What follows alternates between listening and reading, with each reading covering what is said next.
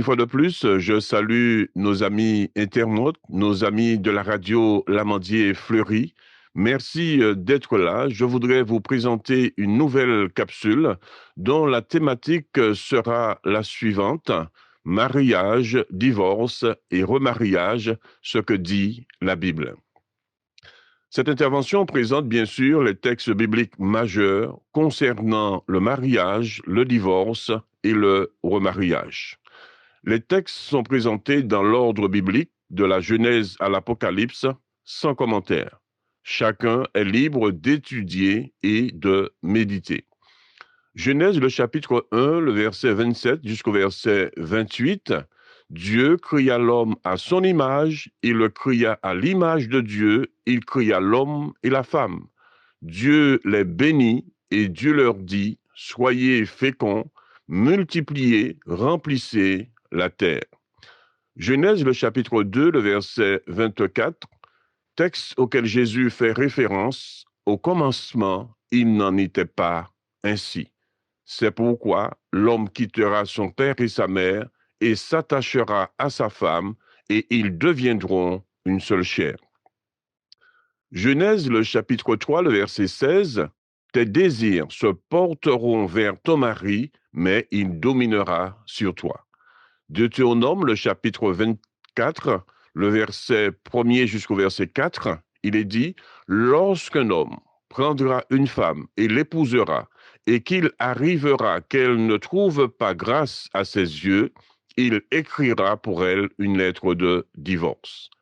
Malachie, le chapitre 2, le verset 14 jusqu'au verset 16, l'Éternel a été témoin entre toi et la femme de ta jeunesse. Ne lui sois pas infidèle, car je hais la répudiation, dit l'Éternel. Matthieu, le chapitre 5, le verset 31 jusqu'au verset 32, il a été dit que celui qui répudie sa femme lui donne une lettre de divorce. Mais moi, je vous dis, celui qui répudie sa femme, sauf pour infidélité, l'expose à l'adultère. Matthieu, le chapitre 19, le verset 3 jusqu'au verset 9, les pharisiens vinrent lui dire: est-il permis de répudier sa femme? Jésus répondit: n'avez-vous pas lu que le Créateur au commencement fit l'homme et la femme?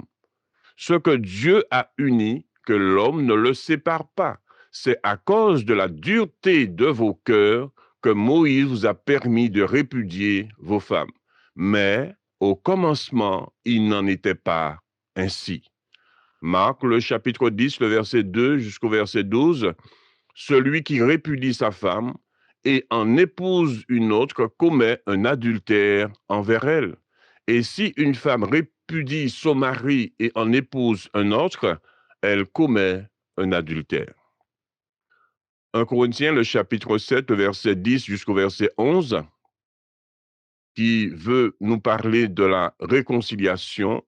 À ceux qui sont mariés, j'ordonne, non pas moi, mais le Seigneur, que la femme ne se sépare pas de son mari. Si elle est séparée, qu'elle demeure sans se remarier ou qu'elle se réconcilie avec son mari, et que le mari ne répudie point sa femme. 1 Corinthiens, le chapitre 7, le verset 12 jusqu'au verset 7, jusqu'au verset 16, si un frère a une femme non croyante, qu'elle ne la répudie pas, mais si l'incroyant se sépare, qu'il se sépare. Le frère ou la sœur ne sont pas liés dans ce cas-là.